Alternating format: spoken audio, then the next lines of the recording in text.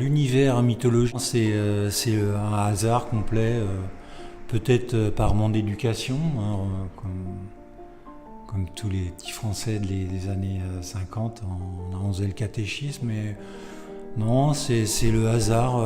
Des fois, je me sens bien à mettre des choses un petit peu ésotériques. Je me suis intéressé pas mal d'années à l'alchimie, comme ça, un petit peu en marge des choses. Et ouais, j'aime bien faire un lien des fois, mais souvent c'est un peu le hasard, hein, qui décide des choses.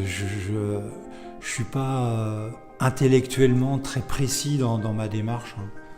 Je laisse un petit peu sortir les choses toutes seules, hein. Je vais choisir là dans celles qui sont exposées, je prendrais peut-être ces 3 personnages qui chutent avec cette échelle là, ce petit bateau en papier qui représente l'enfance. J'ai beaucoup de souvenirs d'enfance qui me reviennent sans arrêt. En fait, j'ai eu une enfance particulière, hein. On m'a déplacé de ma famille dans le sud-ouest pendant 2-3 ans, où je suis allé à l'école dans un petit village des Landes. Et je suis revenu à Paris, et là, ma vie a changé parce que j'avais un frère qui était là. Et ce petit bateau, c'est un peu tous ces souvenirs d'enfance qui reviennent. Ces 3 personnages, c'est un peu l'impression de ces dernières années avec ce que j'ai vécu comme une chute, que je trouve il y a voilà, une chute qui s'arrête jamais, quoi.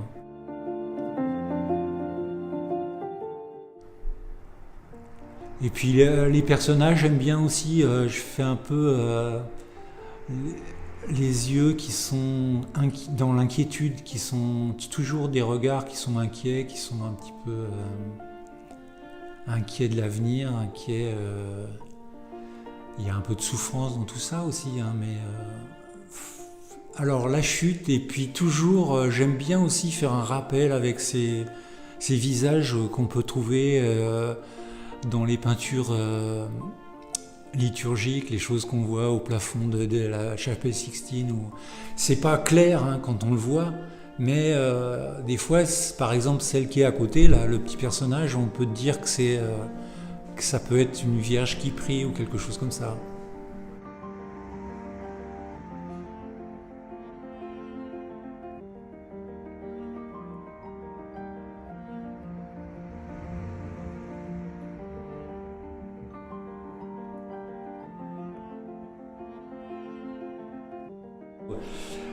Même des fois, je me dis, oh, mais c'est enfantin ce que je peins. Mais souvent, même avant de dormir, par exemple, j'ai toujours des souvenirs qui me remontent de quand j'avais 2, 3 ans, 4 ans. Il y en a, ils n'ont aucun souvenir, mais moi, j'ai des milliers de souvenirs de mon enfance, quoi.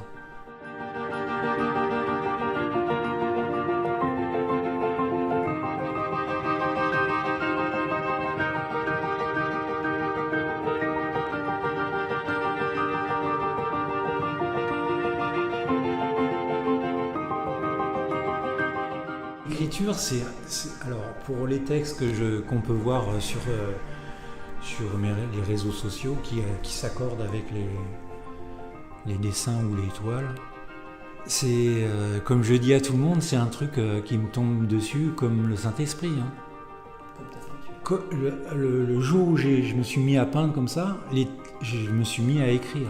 Parce qu'avant, j'arrivais même pas à écrire une lettre d'un bon anniversaire à mes enfants. Mais du jour au lendemain, je me souviens, je sortais d'un hôpital à Lyon et pour aller dans un autre à Annecy.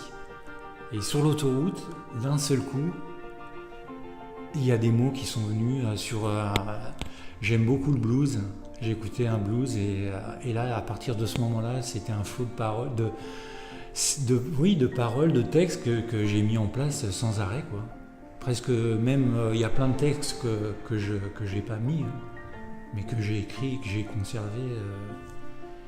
Mais voilà, c'est arrivé comme ça, comme si on m'avait touché avec une baguette magique. Je peux pas dire pourquoi.